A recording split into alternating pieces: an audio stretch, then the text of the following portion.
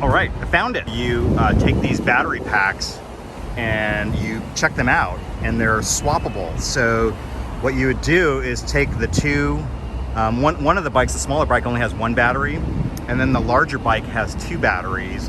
And so you would take these out, swap it out, and then put in the expired batteries. And I think it gives you some credit too if you do some little battery packs. Remember Scoot?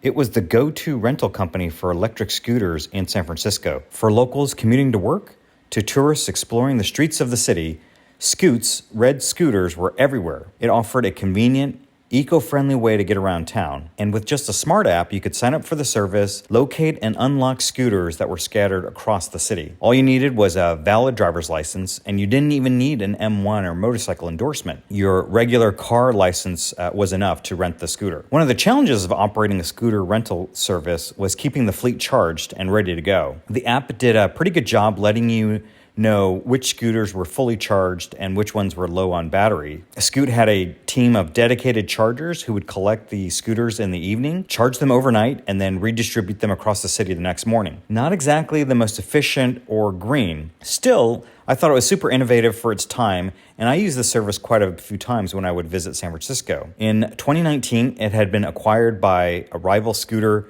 rental company, Bird.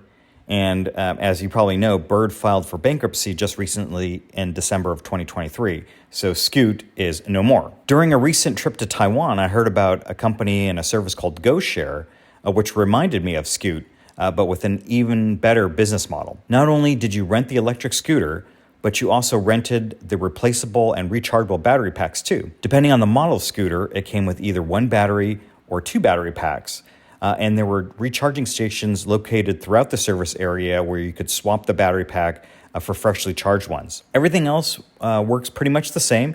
You rent it by the hour, you use your app to locate and unlock scooters, and once you're done, you park and then log off the app to finish your ride. Okay, so let's try using GoShare as a foreigner. First of all, in order to download the app, you have to set your region to Taiwan in order for the GoShare app to show up in the App Store and for you to download it. Okay, so the first step is you've got to enter in your telephone number, and it has to be a Taiwan telephone number, Taiwan mobile number, which you can see it's not super friendly for tourists. Then you'll get a confirmation either through your email or through a text message, and you just want to confirm that. Then here's where you need to scan in your ID.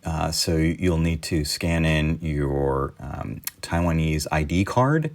And then you also need to scan in either your driver's license or a scooter license. Then after you pass that step, you need to take an image of your face. Not a big deal. You just turn on your camera, put your head in the oval, and take a snapshot. Okay, and then once all of those are approved, then you just need to enter in a credit card, and then you're set to rent. So just like Scoot, it shows you the level of charge on each battery.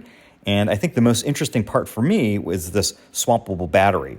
So underneath the seat, you'll find the battery or battery packs, depending on the model of scooter you get, in addition to helmets and hairnets. The app shows you where the charging stations are, and then once you get there, you take the used battery or batteries from your scooter, put them into an empty slot, and then for each battery that you put in, a fully charged one will pop out, and you put that back into your scooter, and then you can keep going. You couldn't do that with the scooters in San Francisco, and I wonder if that was part of the reason why they didn't survive. With swappable batteries, you don't have to worry as much about range anxiety, as swapping batteries takes about 2 minutes, which is just as fast, if not faster, than refueling a gas-powered scooter. But most of the scooters, electric scooters and electric motorcycles that we have here in the US do not have removable battery packs, and I really think that's a mistake. For urban areas like San Francisco, electric scooters and motorcycles with removable and swappable batteries would be the perfect alternative to cars, and I think they'd be even more fun.